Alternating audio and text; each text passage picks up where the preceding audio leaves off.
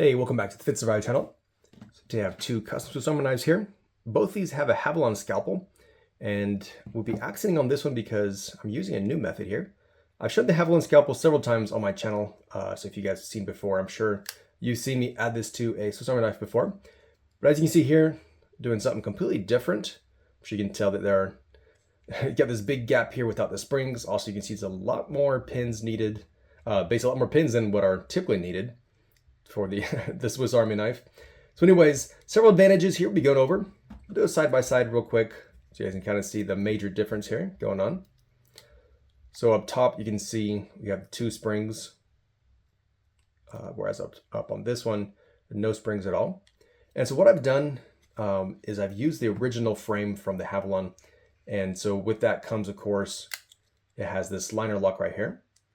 And so that's already a major advantage. Is once you open up your scalpel, it's not going to snap shut accidentally or whatever. And so it's easily closed with one hand. With your thumb, you reach over, you push that liner lock, closes down. You could theoretically open this with one hand, not like you would like a typical pocket knife because you don't have that kind of leverage. But even like just using your pointing finger, you can access that. And so this is now accessible with one hand, which that's also the second advantage is actually how smooth and easy this is to access. So several people who have ordered the Havalon scalpel before, they've mentioned having difficulty accessing it because with the springs, of course, you have to basically turn this into a friction folder. And so it needs a bunch of leverage to kind of lift this up. You see, I don't have like long thumbnails or anything, but I guess I'm accustomed to accessing this.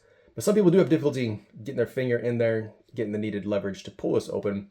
So it's a bit tight. And then when you open it up, it per se snaps open. That's what keeps it per se fixed open, and then a little bit of pressure in this course. Closes back down, snaps down, and so on. But anyways, with this, it's super easy, super smooth to open.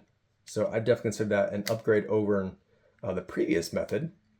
So one of the things that is kind of both an advantage and disadvantage is you'll see this metal piece up top. So I don't know, maybe to some it's going to be a bit of an eyesore, have that metal right there, which sticks out a bit farther than the actual scales do.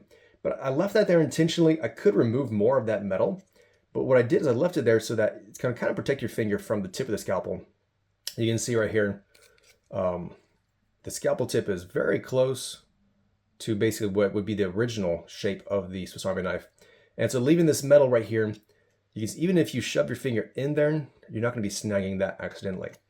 Whereas with this method right here, you only have the actual shape of the Swiss Army knife.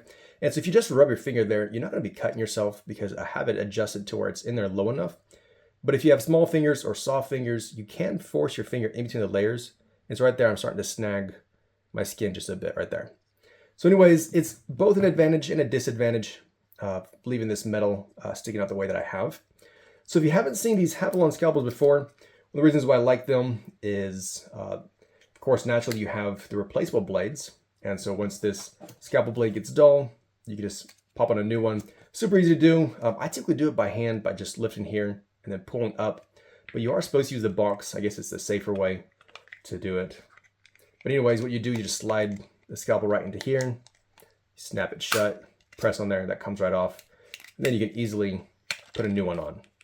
Another cool thing about the Havalon is that you can find, they're sold separately, you can get the bone saw and the gut hook. I won't put these on right now for sake of time, but basically those can be also attached to this exact same frame. So anyways, definitely really cool. This project has been on my bench for quite a while, something I wanted to do. And so definitely let me know what you guys think about this new method I'm using here. If you like the look, if you don't like the look, definitely let me know what you think about this metal right here. If you think it's a good enough trade-off, having it basically safer for your finger, or if you see that as an eyesore. Anyways, definitely let me know what you guys think about that. I'll go ahead and go through and show you the rest of the tool set, in case you guys are interested. This is an Explorer. You can see the original blades were removed. Use the canned bottle openers to replace them. So after that, of course, you have the typical tool set of the Explorer. Also, you can see we are using the original scales, original liners, and the stainless finish here. On the back, you have the corkscrew, and you have the parcel hook. All right, this one has a bit more modifications. You can see it has black G10 liners. The tools are also acid etched.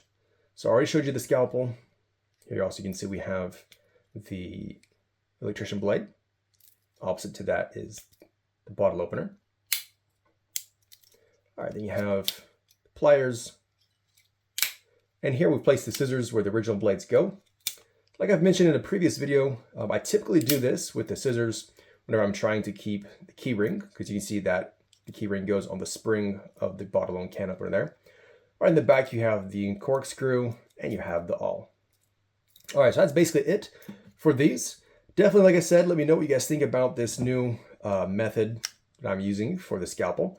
I will continue to use both methods. It'll be up to basically up to my customer if they want to use the old method where you have the basic friction folder, or if you want to use the new method where it uses the original frame, you get the liner lock and all that kind of good stuff. So next thing I'm thinking about trying, kind of experimenting with, is going to be another scalpel, but I want to have a flipper in the back. And so basically you'd be able to access it with one hand by simply rubbing your fingers down the back, flipping it open. So let me know what you guys think about that idea, if that's something you'd like to see on a Swiss Army knife. All right, and so that's it. So thanks for watching. Don't forget to subscribe.